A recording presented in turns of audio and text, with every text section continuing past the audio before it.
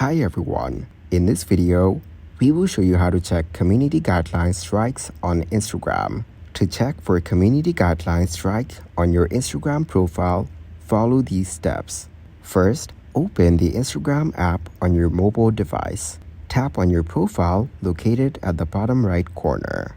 Here, tap on the three horizontal lines at the top right corner to access the menu. Then scroll down to the bottom and select the Support Request option. Here, choose the Violation option to check for copyright claims or violations. If there are no violations, then your content is compliant with Instagram's community guidelines.